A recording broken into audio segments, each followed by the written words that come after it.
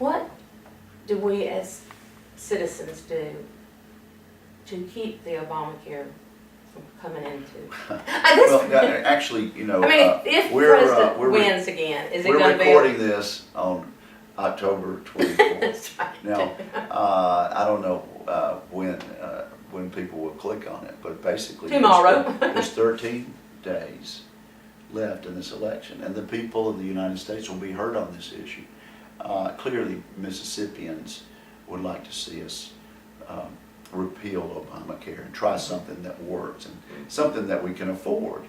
As Governor Romney said in the last debate, or in one of the last debates, turns out to be not only a bad idea, but a bad idea that we couldn't afford. So I'd like to start back, but it depends on the election. If President Obama is reelected, and I think it's very, very close, then he'll keep Obamacare. If Governor Romney is elected, then I think we'll be taking an entirely different approach. So it depends on the people, and also there are about 33 elections for United States Senator coming up on November 6th, including my race in Mississippi, and that will also determine whether we keep Obamacare or move to something more workable. Mm-hmm.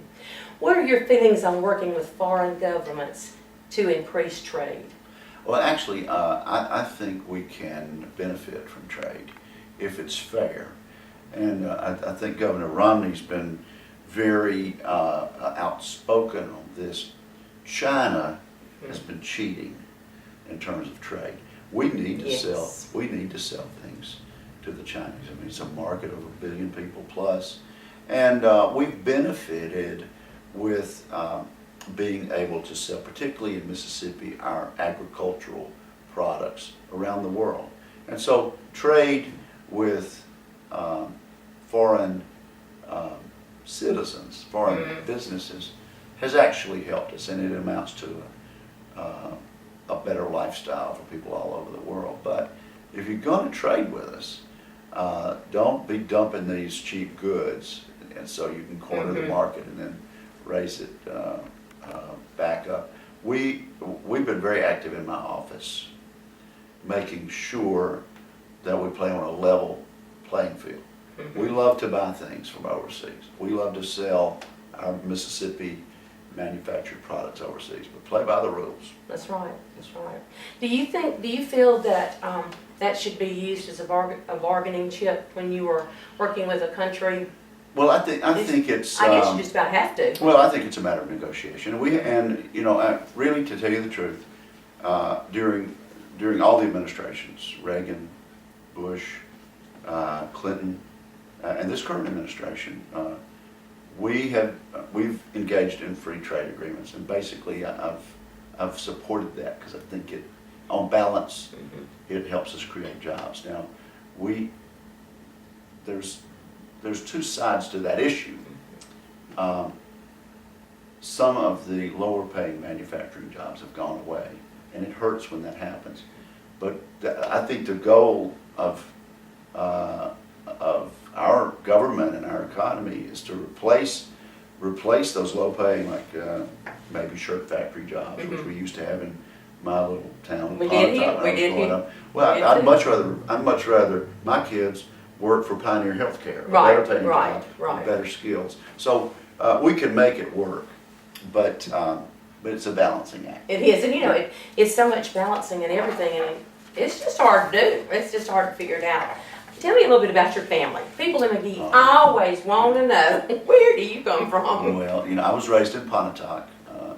My dad was a lawyer and then a judge for 20 years, and my mama worked for him in the office.